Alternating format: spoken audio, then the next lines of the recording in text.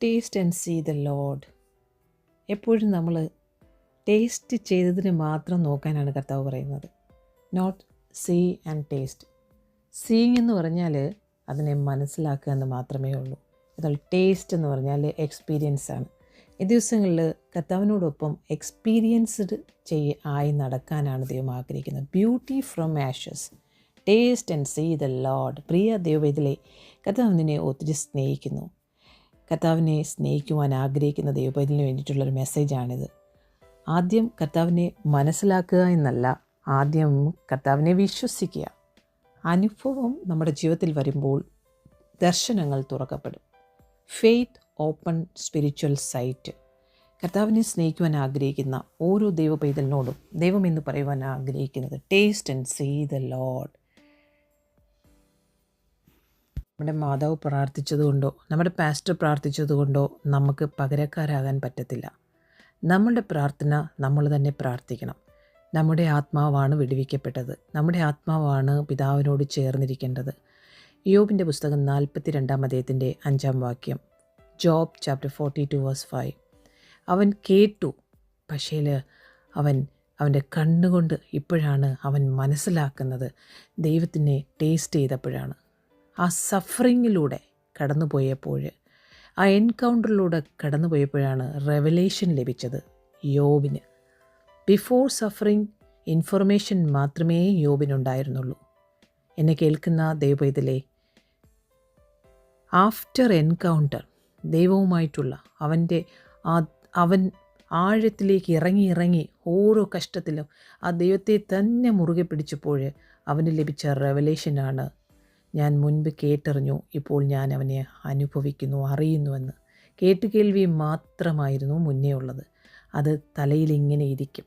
അനുഭവിച്ച ഒരു ദൈവ പൈതലിൻ്റെ ഹൃദയത്തിൻ്റെ അകത്തേക്ക് ഞാടി ഞരമ്പുകളിലൂടെ അതൊരു അനുഭവമായി മാറും. അവനെയാണ് ദേവദാരു എന്ന് വിളിക്കുന്നത്.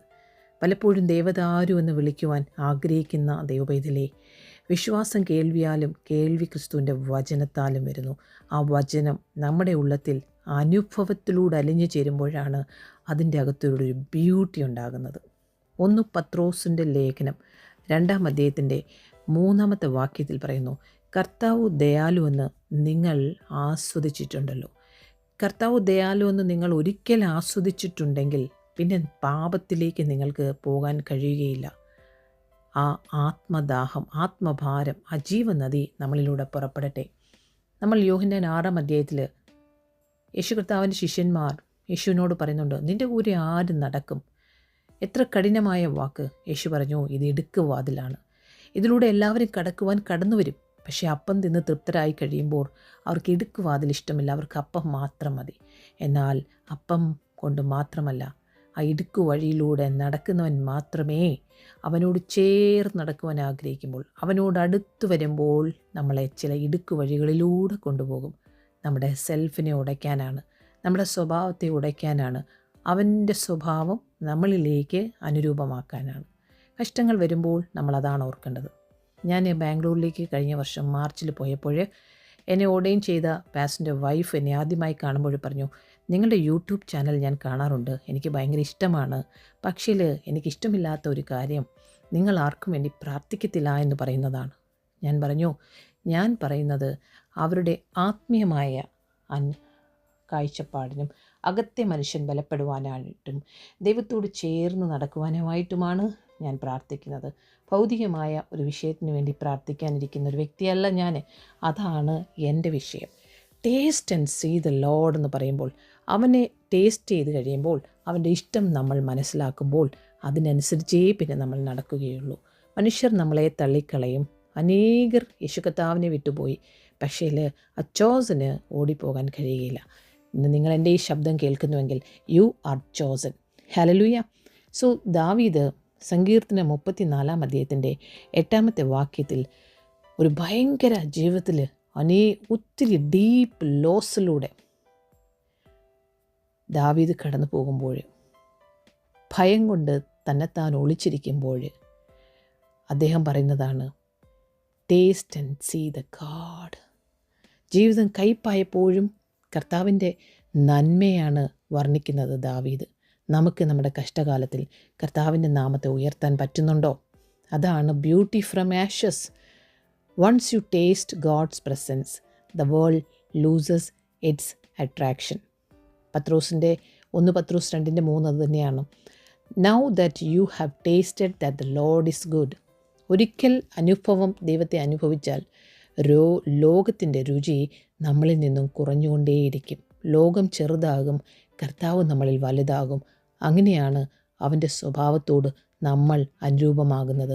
അങ്ങനെയാണ് അവൻ്റെ തലയോളം നമ്മൾ വളരുന്നത്. നമ്മൾ യഥാർത്ഥമായി കർത്താവിനെ സ്നേഹിക്കുവാൻ തുടങ്ങുമ്പോൾ മനുഷ്യരുടെ പുറകെയുള്ള ഓട്ടം നിൽക്കും. മനുഷ്യർ എനിക്ക് വേണ്ടി പ്രാർത്ഥിക്കണമേ എന്നുള്ള ആ ഒരു ആഗ്രഹം നിൽക്കും. ഭൂമിയിലുള്ള ചിലതിന് വേണ്ടിയിട്ടുള്ള ആഗ്രഹങ്ങളൊക്കെ മാറി കർത്താവിൻ്റെ ഇഷ്ടപ്രകാരം നമ്മൾ പ്രാർത്ഥിക്കാൻ തുടങ്ങും. You run to him.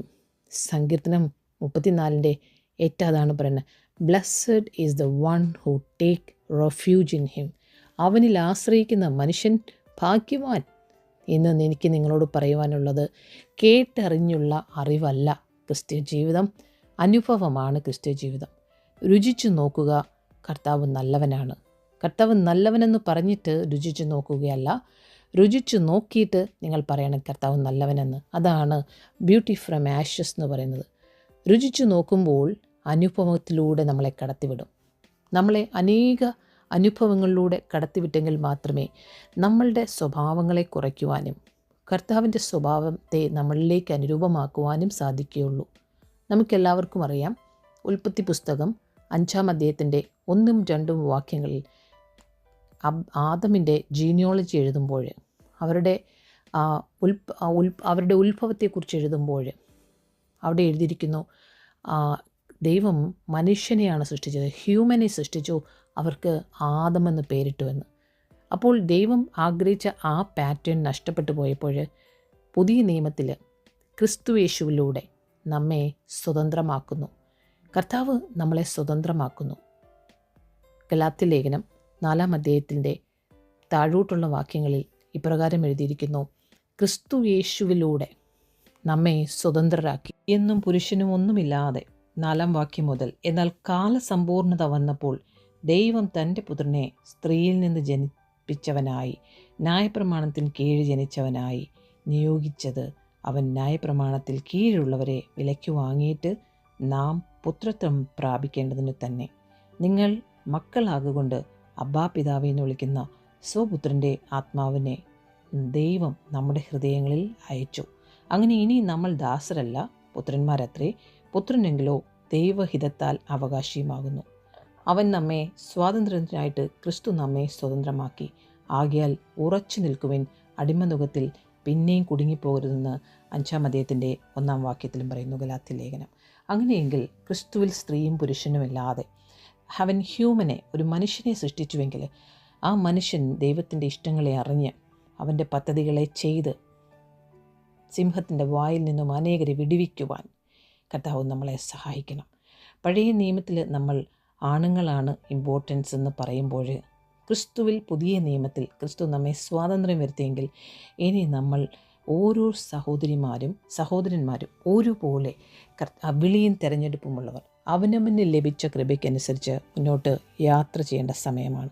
അതുകൊണ്ടാണ് യേശു കർത്താവ് തൻ്റെ ശവസംസ്കാര ശുശ്രൂഷ ഒരു സഹോദരിയും കൊണ്ട് ചെയ്തത്. ലൂക്കോസ് സുവിശേഷം 14-ാം അധ്യായത്തിലും മത്തായി സുവിശേഷം 26-ാം അധ്യായത്തിൻ്റെ 7-ാം വാക്യത്തിലും നമ്മളത് കാണുന്നുണ്ട്. രുചിക്കുക എന്നത് ആത്മീയ അനുഭവമാണ്. രുചിക്കുക എന്നത് വാക്കുകൾ കൊണ്ടല്ല, അത് ഹൃദയത്തിൽ അനുഭവിക്കുക എന്നതാണ്. ദൈവത്തെക്കുറിച്ച് നമുക്ക് എല്ലാവർക്കും അറിവുണ്ടാകാം, പക്ഷേ അനുഭവമില്ലെങ്കിൽ അത് വെറും ഒരു മതജീവിതം മാത്രമാണ്. അറിവ് നമ്മുടെ തലയെ വീർത്ത് വരിപ്പിക്കും, അനുഭവം നമ്മുടെ ഹൃദയത്തിൽ നിറഞ്ഞു നിൽക്കും, എന്നാൽ വെളിപ്പാട് അത് ആത്മാവിലേക്ക് കയറും. ഒരു ഭക്തന് ആത്മീയമായി വെളിപ്പാടുകളാൽ നിറയണമെങ്കിൽ അവനെ രുചിക്കണം. ദൈവത്തിൻ്റെ നന്മ പലപ്പോഴും കഷ്ടത്തിൽ തുറന്നു വരുന്നു. ദാവീദ് ഈ വാക്ക് പറയുന്നത് എവിടെയാണെന്ന് നമുക്കറിയാം. അവൻ സിംഹാസനത്തിലിരിക്കുമ്പോഴല്ല ഈ വാക്കുകൾ പറഞ്ഞത്, അവൻ ഒളിച്ചോടുന്ന സമയത്തായിരുന്നു. തൻ്റെ ബ്ലഡിലുള്ളതിനെ അവനെ ഒത്തിരി പീഡിപ്പിക്കുമ്പോൾ, അവൻ ഓടി ഒളിക്കുമ്പോൾ, ജീവിതം കൈപ്പായപ്പോൾ ദൈവത്തിൻ്റെ നന്മ മധുരമായി തോന്നി. ദാവീദിനെ ചെറുപ്പം മുതലേ ദൈവം തൻ്റെ ഇഷ്ടം പഠിപ്പിക്കുകയായിരുന്നു. താൻ വീണുപോയപ്പോഴും തന്നെ മടക്കിക്കൊണ്ടുവരുന്ന ആ ദൈവസാന്നിധ്യം. ദാവീദ് ദൈവത്തെ സ്നേഹിച്ചതുപോലെ നമ്മളും ഈ ദിവസങ്ങളിൽ taste and see the Lord. ജീവിതം കയ്പായിരിക്കുമ്പോഴാണ് ദൈവത്തിൻ്റെ നന്മ അധികമായി നമുക്ക് രുചിക്കുവാൻ സാധിക്കുന്നത്. എൻ്റെ ജീവിതത്തിലും 17ാമത്തെ വർഷത്തിലേക്ക് കടക്കുമ്പോൾ ഞാൻ പറയുന്നു, taste and see the Lord. എനിക്ക് നഷ്ടമൊന്നും ഉണ്ടായിട്ടില്ല. എന്നാൽ അപവാദങ്ങൾ, കുറ്റപ്പെടുത്തലുകൾ, നിങ്ങൾ ചിന്തിക്കാത്തതിനപ്പുറമായ ഒരു ഭക്തൻ്റെ ജീവിതത്തിൽ കടന്നുകൊണ്ട് എല്ലാ അവസ്ഥകളിലൂടെയും ഞാനും കടന്നു പോയിക്കൊണ്ടിരിക്കുന്നു, ഇനിയും പോകാനിരിക്കുന്നു. പക്ഷേ ഇവിടെയൊന്നും ഞാൻ തളരാത്തത് അവനെ ടേസ്റ്റ് ചെയ്തതുകൊണ്ടാണ്. കഷ്ടം എന്ന് പറയുന്നത് ഒരു ശാപമല്ല, അത് ദൈവത്തെ രുചിക്കാൻ കിട്ടുന്ന ഒരവസരമാണ്. ഇത് മനസ്സിലാക്കിയ എനിക്ക് മിണ്ടാതിരിക്കുവാൻ കൃപ ലഭിച്ചു. യോബ് 42:5 ഇത് തന്നെയാണ്, ദൈവം നല്ലവനെന്ന് നമ്മൾ കേൾക്കും. ദൈവം എനിക്കായി നല്ലവനാണെന്ന് നമ്മൾ പറയും. നമ്മൾ കേൾക്കുക മാത്രമല്ല, നമ്മുടെ ജീവിതത്തിലൂടെ അവൻ നല്ലവനെന്ന് പറയുവാനാണ്. ആ വാക്ക് ബൈ ഫെയ്ത്ത് ആണ് ദൈവം ആഗ്രഹിക്കുന്നത്. കർത്താവിനെ ഒരിക്കൽ അനുഭവിച്ചവൻ പിന്നെ പാപത്തിൽ സന്തോഷിക്കത്തില്ല. ഹല്ലേലൂയ, സ്തോത്രം. അതുകൊണ്ട് നമ്മൾ കഷ്ടങ്ങൾ വരുമ്പോൾ മനുഷ്യരിലേക്കല്ല ഓടി അടുക്കേണ്ടത്, ദൈവത്തിലേക്ക് ഓടി അടുക്കുക. അവനെ അഭയം പ്രാപിക്കുക. അഭയം പ്രാപിക്കുന്നവൻ ഭാഗ്യവാൻ, അവനെ രുചിക്കുന്നവൻ ഭാഗ്യവാൻ. ആദ്യം നമ്മൾ രുചിക്കുമ്പോൾ അതത്ര നമുക്ക് മനസ്സിലായെന്നിരിക്കില്ല, പക്ഷേ അത് യാഥാർത്ഥ്യമാണ്. ഒരു ചെറിയ അനുഭവം പോലും നമ്മുടെ ജീവിതത്തെ മാറ്റാൻ സാധിക്കുമെന്ന് വിശ്വസിക്കണം. ദൈവത്തെ അനുഭവിച്ചാൽ നമ്മുടെ ഉള്ളത്തിലുള്ള ഭയം വിട്ടുപോകും. ദൈവഹിതമല്ലാത്ത വഴികളിലൂടെ നമ്മുടെ നടപ്പ് മാറ്റും, നമ്മുടെ ചിന്തകളെ മാറ്റും, നമ്മുടെ സ്വഭാവത്തെ മാറ്റും, നമ്മുടെ സംസാരത്തെ മാറ്റും. ദൈവത്തെ രുചിച്ചാൽ നമ്മുടെ സംശയം പോലും അപ്രത്യക്ഷമാകും. നമ്മളെ ടോട്ടലി മാറ്റുവാൻ ദൈവത്തിൻ്റെ വചനത്തിന് സാധിക്കും. Just trust in him. വിശ്വാസം എന്ന പരിച എടുക്കുക. എഫെസ്യ ലേഖനം 6 പറയുന്നു, ഒടുവിൽ കർത്താവിലും അവൻ്റെ അമിത ബലത്തിലും ശക്തിപ്പെടുവിൻ. നമുക്ക് പോരാട്ടമുള്ളത് ജഡരക്തങ്ങളോടല്ല, വാഴ്ചകളോടും അധികാരങ്ങളോടും ദുഷ്ടാത്മസേനകളോടും അത്രേ. കേട്ടറിവിൽ മാത്രം ജീവിക്കാതിരിക്കാൻ നോക്കരുത്. നമ്മൾ ദൈവത്തോട് പ്രാർത്ഥിക്കണം. വ്യക്തിപരമായി നിങ്ങൾ അനുഭവിക്കണം. നിങ്ങളുടെ ഹൃദയം അവൻ്റെ സാന്നിധ്യത്തെ രുചിക്കണം. രുചിച്ചു നോക്കുക, കർത്താവ് നല്ലവനാണ്. ഈ രുചിക്കുന്ന സമയമാവുമ്പോഴാണ് നമ്മളെല്ലാവരും ഓടി ഒളിക്കാൻ ആഗ്രഹിക്കുന്നത്. നമ്മൾ അവനെക്കുറിച്ച് കേട്ടത് മാത്രം പറയുവാൻ ആഗ്രഹിക്കുന്നു. വായിലൂടെ വചനം പറയുന്നു, പക്ഷേ അത് ടേസ്റ്റ് ചെയ്യുന്ന സമയത്ത് നമുക്കൊരു പുളിപ്പാണ്. അയ്യോ വേണ്ട, എനിക്ക് മതി, എനിക്കിത് മാറ്റണം. നമ്മൾ അനേക സ്ഥലങ്ങളിലേക്ക് പോയി. ഞാൻ ഈ ദിവസങ്ങളിൽ ബാംഗ്ലൂരിൽ ഓർഡിനേഷൻ നടക്കുമ്പോൾ 5 സഹോദരിമാർ പാസ്റ്റേഴ്സ് ആയപ്പോൾ അതിലൊരു വ്യക്തി അനുഭവങ്ങളിലൂടെ പാരമ്പര്യമായി അനേക ദൈവദാസന്മാരുള്ളൊരു ഭവനമാണ് അവരുടേത്. അവർ ഓടി ഒളിക്കുവാനിടയായി. അവർ ആ പാസ്റ്റേഴ്സിനോട് വീണ്ടും ചേർന്ന് സ്ത്രീകൾക്ക് ശുശ്രൂഷയില്ല എന്നുള്ള രീതിയിൽ വീണ്ടും പോകുന്നൊരവസരമാണ് ഞാനിപ്പോൾ കാണുന്നത്. പക്ഷേ ഞാൻ അവിടെ കണ്ടത്, ആ ടേസ്റ്റ് ചെയ്യാൻ കർത്താവ് കൊടുക്കുന്ന സമയത്തെ അവർക്ക് അത് പിടിച്ചു നിൽക്കാൻ കഴിയുന്നില്ല. പക്ഷേ ഞാൻ ഇവിടെ ഇരുന്ന് എല്ലാവർക്കും വേണ്ടി ആത്മാർത്ഥമായി പക്ഷവാദം ചെയ്യുന്നുണ്ട്. അവർ മടങ്ങി വരും. പത്രോസിനെ പോലെ രുചിക്കുന്ന ഒരു സമയമാണ്. എല്ലാത്തിനും ഒരു കാലമുണ്ട്. ഒന്നിനെയും കുറിച്ചും ഭാരപ്പെടരുത്. 17 വർഷമായി എൻ്റെ ഹസ്ബൻഡിൻ്റെ പിന്മാറ്റത്തിൽ ഞാൻ ആദ്യം ഭാരപ്പെട്ടിരുന്നു. എന്നാൽ എപ്പോൾ ഞാൻ ആ ഭാരം കർത്താവിൻ്റെ കയ്യിൽ കൊടുത്തു, എപ്പോഴെല്ലാം ഓർമ്മ വരുമ്പോൾ, കർത്താവേ ഈ വിഷയം നിൻ്റെ വിഷയമാണ്, ആത്മാവിൽ പ്രാർത്ഥിക്കാൻ തുടങ്ങിയപ്പോൾ ആ ഭാരം എൻ്റെ ഹൃദയത്തിൽ നിന്നും മാറിപ്പോയി. കഴിഞ്ഞ ദിവസത്തിലും ഒത്തിരി ഭാരങ്ങൾ, ചില വിഷയങ്ങൾ എന്നെ ഉറക്കമേ തന്നില്ല. എന്നാൽ ആ വിഷയത്തെ കർത്താവിൻ്റെ കയ്യിലോട്ട് കുറേ സമയം രാത്രിയിൽ മുഴുവനും പ്രാർത്ഥിച്ചപ്പോൾ രാവിലെ ആ ഭാരം എൻ്റെ ഹൃദയത്തിൽ നിന്ന് മാറിപ്പോയി. ഈ ഭാരങ്ങളൊന്നും നമ്മൾ ഹൃദയത്തിൽ വെക്കേണ്ടതല്ല. അവനെ ഒരിക്കൽ ട്രസ്റ്റ് ചെയ്ത് കഴിഞ്ഞാൽ, ഒരു ഭാരം നമ്മുടെ ഹൃദയത്തിൽ വരുമ്പോൾ കണ്ടിന്യൂസ് ആയിട്ട് പ്രാർത്ഥിക്കുക. അത് മാറിപ്പോകുന്നത് വരെയും പ്രാർത്ഥിക്കുക. ഒരു വ്യക്തിയോട് വിളിച്ചു പറയാതെ, നമ്മുടെ ഹൃദയത്തെ അറിയുന്നവൻ നമുക്ക് ഹൃദയത്തിലൊരു ഭാരം തരുമ്പോൾ ഹൃദയത്തിൻ്റെ ഉടയവനായവനോട് ഈ ഭാരം മാറ്റുവാനായി അവൻ്റെ സന്നിധിയിലിരിക്കുമ്പോൾ, മാറ്റാനല്ല പ്രാർത്ഥിക്കുന്നത്, എന്തിനാണോ ആത്മഭാരം തന്നത് ജസ്റ്റ് ആത്മാവിൽ പ്രാർത്ഥിക്കുക. Praise him, thanks to him. നിനക്ക് എന്താണോ പറയേണ്ടത് അതെല്ലാം പറയുക. അവനെ രുചിക്കുക. ഇതാണ് നമ്മുടെ കഷ്ടങ്ങളിലും അവനെ ഉയർത്തുക, അവൻ്റെ നാമത്തെ മഹത്വപ്പെടുത്തുക. അവൻ നല്ലവനല്ലോ, അവൻ്റെ ദയ എന്നേക്കുമുള്ളത്. ഹല്ലേലൂയ. ഏലിയാവിന് പറയുവാൻ സാധിച്ചെങ്കിൽ, യോബിന് പറയാൻ സാധിച്ചെങ്കിൽ, ദാവീദിന് പറയുവാൻ സാധിച്ചെങ്കിൽ, ദാനിയേലിന് സിംഹക്കുഴിയിൽ പറയുവാൻ സാധിച്ചെങ്കിൽ, സിംഹക്കുഴിയിൽ പോലും ദൈവത്തിൻ്റെ നന്മ ദാനിയേൽ രുചിച്ചുവെങ്കിൽ അവൻ്റെ വിശ്വാസം അത് അനുഭവമായി മാറുന്നൊരനുഭവമാണ് നമ്മൾ കാണുന്നത്. ഇതുപോലെയുള്ള അനുഭവത്തിലൂടെ ഓരോ ഭക്തന്മാരും എല്ലാവരും കടന്നു പോകണമെന്നാണ് ദൈവം ആഗ്രഹിക്കുന്നത്. എന്നെ കേൾക്കുന്ന പ്രിയ ദൈവപൈതലേ, ഏലീശ കടന്നുപോയപ്പോൾ കർത്താവിൻ്റെ ആ സ്നേഹത്തെ, ദൈവത്തിൻ്റെ സ്നേഹത്തെ അവനെ അനുഭവിക്കുവാൻ സാധിച്ചുവെങ്കിൽ, ക്ഷാമകാലത്തും അവനെ പോറ്റിയ ആ ദൈവത്തിൻ്റെ നന്മയെ കാണുവാൻ ഏലീശയ്ക്ക് കഴിഞ്ഞുവെങ്കിൽ, സിംഹത്തിൻ്റെ കൂട്ടിൽ ദൈവത്തിൻ്റെ നന്മയെ അനുഭവിക്കുവാൻ കഴിഞ്ഞുവെങ്കിൽ ആ ദൈവം വിശ്വസ്തനാണ്. ദാവീദ് പറയുന്നു, അപകടത്തിലിരിക്കുമ്പോഴും അവൻ നല്ലവനെന്ന് നിങ്ങൾ രുചിച്ചറിയുവൻ. പ്രിയ ദൈവപൈതലേ, നമ്മുടെ ജീവിതത്തിലുള്ള കഷ്ടങ്ങൾ നമ്മളെ ദൈവത്തോട് അടുപ്പിക്കുവാനാണ്. Taste and see that the Lord is good. Hallelujah. So blessed day നിങ്ങൾക്ക് നേരുന്നു. Never give up. Beauty from ashes എന്ന് പറഞ്ഞാൽ നമ്മൾ കർത്താവിനോട് ചേർന്ന് നടക്കുമ്പോൾ അവൻ തരുന്ന ഓരോ വിഷയങ്ങളിലൂടെയും ഓരോ ക്രൂശുകളിലൂടെയും നമ്മൾ കടന്ന് അപ്പുറം കിടക്കണം. അതാണ് ജയിച്ചവരെന്ന് നമ്മളെ വിളിക്കുന്നത്. നമ്മൾ അൾട്ടിമേറ്റ്ലി ജയിച്ചവരാണ്. നമ്മൾ ജയിച്ച് അവൻ്റെ സന്നിധിയിൽ നമ്മൾ നിൽക്കണം. അതാണ് ദൈവം ആഗ്രഹിക്കുന്നത്. അതിനു വേണ്ടിയിട്ടാണ് ഏത് പ്രതികൂല സാഹചര്യമാണെങ്കിലും, ഏത് കഷ്ടമാണെങ്കിലും, ഏത് ഹൃദയം നിറഞ്ഞു തുളുമ്പുന്ന വേദനയാണെങ്കിലും അതിലേക്ക് ആ പ്രാർത്ഥനയിൽ നീ ഉറ്റിരിക്കുമ്പോൾ, അവനിൽ വിശ്വസിക്കുമ്പോൾ, വചനം വായിക്കുമ്പോൾ ആ റേമ നിൻ്റെ അകത്തേക്ക് നിറഞ്ഞു തുളുമ്പും. ഞാൻ പറഞ്ഞ വാക്കുകൾ ജീവനും ആത്മാവുമുള്ളതാണെന്ന് യോഹന്നാൻ 6 പറയുമ്പോൾ യോഹന്നാൻ്റെ സുവിശേഷം പറയുന്നു, എന്നിൽ വിശ്വസിക്കുന്നവൻ്റെ ഉള്ളത്തിലൂടെ ജീവൻ്റെ നദികൾ പുറപ്പെടും. ഞാനും പിതാവും അവനോടൊപ്പം വസിക്കും. നമ്മൾ ഒന്നായിത്തീരും. നമ്മൾ എന്നേക്കുമായി ഒന്നായിത്തീരും. ഇനി നമ്മളുമായിട്ടുള്ള ഒരു വിവാഹമാണ് നടക്കേണ്ടത് എന്ന് പറഞ്ഞാൽ ഒന്നായിത്തീരും. നമ്മൾ അവനുമായി ഒന്നായിത്തീരും. ഹല്ലേലൂയ. ഒരു സ്ത്രീയും പുരുഷനും ഒന്നായിത്തീരുന്നത് പോലെ നമ്മളും ആത്മമണ്ഡലത്തിൽ ദൈവത്തോട് ഒന്നായിത്തീരുന്നൊരു സമയം, ദൂതന്മാരെ പോലും നമ്മൾ വേദിക്കുന്ന സമയം, നമ്മൾക്ക് കിരീടങ്ങൾ ലഭിക്കുന്ന സമയം. ഇതാണ് നമ്മുടെ ഓട്ടക്കളത്തിലെ റേസിൻ്റെ സമയം. എവിടെ നമ്മൾ അവനെ രുചിക്കുന്നുവെങ്കിൽ അവിടെ നമ്മെ നിശ്ചയമായും പ്രതിഫലം പ്രാപിക്കും. എന്നെ കേൾക്കുന്ന പ്രിയ ദൈവപൈതലേ, ഈ കഷ്ടങ്ങൾ നിന്നെ തകർക്കുവാനല്ല, നിന്നെ പണിയുവാനാണ്. നിന്നെ തകർക്കുവാനോ നിന്നെ മുടിക്കുവാനോ അല്ലല്ല ഈ വേദന, നിന്നെ പണിതെടുത്ത് നല്ല പൊന്നാക്കുവാൻ അല്ലയോ ഈ ശോധന. ഹല്ലേലൂയ. സോ ആത്മീയഗീതങ്ങളാലും സങ്കീർത്തനങ്ങളാലും വചനത്താലും വിശ്വാസത്തിൽ നടക്കുക, പ്രത്യാശയോടുകൂടി ഇരിക്കുക. നിങ്ങൾ മറ്റുള്ളവർക്കൊരു അനുഗ്രഹമായി തീരട്ടെ. നിങ്ങളിലുള്ള കൃപകൾ വർദ്ധിക്കട്ടെ. അവനോട് ചേർന്നിരിക്കുക. നിങ്ങൾ അവനോടൊപ്പം മഹത്വമായിക്കൊണ്ടേയിരിക്കുന്നു. അവകാശി സർവ്വത്തിനും യജമാനനെങ്കിലും ശിശുവായിരിക്കുന്നിടത്തോളം ദാസനേക്കാൾ ഒട്ടും വിശേഷതയുള്ളവനല്ല. ഗലാത്യലേഖനം 4-ാം അധ്യായത്തിൻ്റെ 1-ാം വാക്യം. സ്വാതന്ത്ര്യത്തിനായിട്ട് ക്രിസ്തു നമ്മെ സ്വതന്ത്രരാക്കി. ആകയാൽ അതിൽ ഉറച്ചു നിൽപ്പിൻ. അടിമനുഖത്തിൽ പിന്നെയും കുടുങ്ങിപ്പോകരുത്. And taste and see the Lord God is good.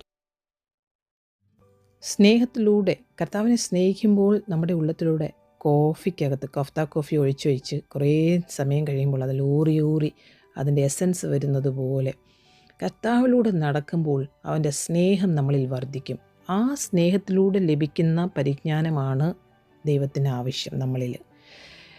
നിങ്ങളുടെ സ്നേഹം മേൽക്കുമേൽ പരിജ്ഞാനത്തിലും സകല വിവേകത്തിലും വർദ്ധിച്ച് വന്നിട്ട് നിങ്ങൾ ഭേദാഭേദങ്ങളെ വിവേചിപ്പാറാകണമെന്നും ക്രിസ്തുവിൻ്റെ നാളിലേക്ക് നിർമ്മലരും ഇടർച്ചയില്ലാത്തവരും ദൈവത്തിൻ്റെ മഹത്വത്തിനും പുകഴ്ചയ്ക്കുമായിട്ട് യേശു ക്രിസ്തുവിനാൽ നീതിഫലം നിറഞ്ഞവരായി തീരണമെന്നും ഞാൻ പ്രാർത്ഥിക്കുന്നു.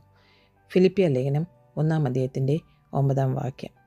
അപ്പോൾ നമ്മൾ മേൽക്കുമേൽ പരിജ്ഞാനത്തിലും സ്നേഹത്തിൽ, നിങ്ങളുടെ സ്നേഹം മേൽക്കുമേൽ പരിജ്ഞാനത്തിൽ. അപ്പോൾ കർത്താവിനോടുള്ള സ്നേഹമാണ് നമ്മളെ പരിജ്ഞാനത്തിലേക്ക് വളർത്തുന്നത്. ആ സ്നേഹത്തോടു കൂടിയ പരിജ്ഞാനം, സ്നേഹത്തോടു കൂടിയ വിവേകം, സ്നേഹത്തോടു കൂടിയ പ്രാർത്ഥന, സ്നേഹത്തോടു കൂടിയ നടപ്പ്, അവനെ സ്നേഹിക്കുമ്പോൾ നമ്മൾ അവനോട് അനുരൂപമായിക്കൊണ്ടേയിരിക്കുന്നു. നമ്മൾക്ക് അവനുമായിട്ടാണ് കാര്യം. എല്ലാവരോടും ചേർന്ന് എല്ലാവരെയും സന്തോഷിപ്പിക്കാനല്ല, കർത്താവിനെ സന്തോഷിപ്പിക്കുമ്പോൾ നമ്മൾ ഓരോ നിമിഷവും മരിച്ചുകൊണ്ടിരിക്കുമ്പോൾ കർത്താവ് നമ്മളിലൂടെ പ്രവർത്തിക്കും. ഇന്ന് ടെസ്റ്റിലൂടെ കടന്നു പോകുന്ന, തീച്ചുളിലൂടെ കടന്നു പോകുന്ന ഓരോ സഹോദരിമാരോടും പറയുന്നത്, you are beauty from Ashes. നിങ്ങൾ കർത്താവിൻ്റെ മഹത്വമായിക്കൊണ്ടിരിക്കുകയാണ്. മറ്റുള്ളവരിലൂടെയാണ് നമ്മളെ അതിലേക്ക് കടത്തുന്നത്.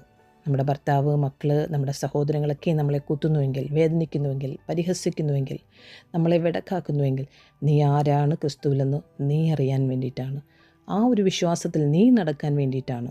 നിൻ്റെ വിശ്വാസം എന്ന പരിചയം എടുക്കുക. നീ ദൈവദാസിയാണെങ്കിൽ, പാസ്റ്ററാണെങ്കിൽ പാസ്റ്ററിന് ഡിക്ലെയർ ചെയ്യുക. നിൻ്റെ വിളിയും തിരഞ്ഞെടുപ്പും നീ ഡിക്ലെയർ ചെയ്യുക. നീ ഒറ്റയ്ക്കായിരിക്കാം. ലഭിച്ചത് മറച്ചു വയ്ക്കാനല്ല, അത് അനുഭവത്തിലൂടെ മറ്റുള്ളവർക്ക് കർത്താവിൻ്റെ രുചിയെ പറഞ്ഞു കൊടുക്കാനായിട്ടാണ്. നീ എങ്ങനെ രുചിച്ചുവോ അതേ നിനക്ക് പറഞ്ഞു കൊടുക്കാൻ പറ്റൂ. Taste and see the Lord. ആ കർത്താവിനോട് ചേർന്ന് നടന്നാൽ മാത്രമേ ആ ടേസ്റ്റ് ചെയ്യാൻ പറ്റൂ. You are very precious. Hallelujah. Never never give up. God has a great plan about you. നമുക്ക് പ്രാർത്ഥിക്കാം. ഹല്ലേലൂയ. കർത്താവിനെ സ്നേഹിക്കുന്ന കർത്താവെ, എല്ലാവർക്കും നീ പരിചയം പലകയുമായിരിക്കുന്നതിനായി സ്തോത്രം ചെയ്യുന്നു. നന്മയും കരുണയും ഞങ്ങളുടെ ആയുഷ്കാലമൊക്കെയും ഞങ്ങളെ പിന്തുടരും. യഹോവയുടെ ആലയത്തിൽ ഞങ്ങൾ ദീർഘകാലം വസിക്കും. ഞങ്ങളുടെ തലയെ എണ്ണ കൊണ്ട് അഭിഷേകം ചെയ്ത ദൈവത്തിനായ സ്തോത്രം. ഞങ്ങളെ നിൻ്റെ രാജ്യത്തിൻ്റെ രാജ്യവും പുരോഹിതന്മാരുമാക്കി വച്ചിരിക്കുന്നതിനായ സ്തോത്രം. ഞങ്ങൾ നിൻ്റെ മഹത്വമായിക്കൊണ്ടിരിക്കുന്നതിനായ സ്തോത്രം. എഫേസ്യ ലേഖനം 3 പോലെ ചോദിക്കുന്നതിലും നനയ്ക്കുന്നതിലും അത്യന്തപരമായി ജയോത്സവമായി ഞങ്ങളെ നടത്തുവാൻ ശക്തനായ ദൈവത്തിൻ്റെ കരങ്ങളിൽ ഞങ്ങളുടെ എല്ലാ യാത്രയും സമർപ്പിക്കുന്നു. ഞങ്ങൾക്ക് നിന്നെ രുചിക്കുവാൻ ഞങ്ങൾക്ക് തന്ന സമയത്തിനായ സ്തോത്രം.